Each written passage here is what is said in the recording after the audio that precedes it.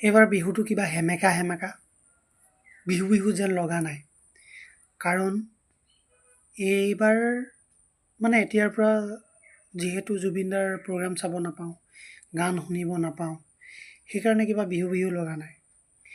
নহ'লে মানে জুবিনদাৰ বোলে প্ৰগ্ৰাম আছে আমুকত বুলি ক'লে নিজে চাবলৈ নগ'লেও নিউজত হ'লেও মোবাইলত হ'লেও চাবলৈ পায়ে যাওঁ, শুনি ভাল লাগে, চাই ভাল লাগে।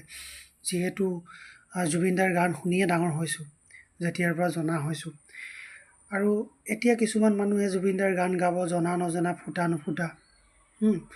জুবিনদাৰ গান গাই গানৰ বিজনেছ কৰিব, ষ্টেজ প্ৰগ্ৰামত ধন ঘটা সুযোগ ল'ব। সেই সকল মানুহক আপোনালোকে কি ক'ব যে এজন মহান মানুহৰ এজন গান জনা নজনাকৈ, ফুটা নুফুটাকৈ গাই কিনে যদি কোনোবাৰ দুপইচা ধন ঘটাৰ যদি বিজনেছ কৰিব বিচাৰে, সেইসকল মানুহক কি ক'ব আপোনালোকে? সেইসকল মানুহৰ বিহু প্ৰগ্ৰাম আপোনালোকে চাবলৈ যাবনে নাযায়? কমেণ্ট কৰি জনাব আৰু ভিডিঅ'টো শ্বেয়াৰ কৰিব। আৰু পাৰিলে ছাবস্ক্ৰাইব কৰি কিনে অলপ সাহস দিব, যাতে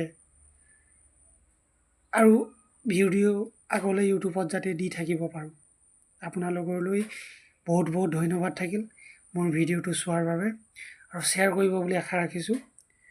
পাৰিলে বন্ধ কৰিব লাগে এই জুবিনদাৰ নামত বিজনেছ কৰাৰ মানুহবোৰক। যিসকলে ফুটা নুফুটা, জনা নজনা, ভঙা সুৰে গান গাব, সেইসকলক বন্ধ কৰিব লাগে বিজনেছ কৰাৰ। যদি ভাল লাগিছে ভিডিঅ'টো শ্বেয়াৰ কৰি কিনে চেনেলটো ছাবস্ক্ৰাইব কৰি যাব। আপোনালোকলৈ বহুত ধন্যবাদ থাকিল। জয় জুবিন দা।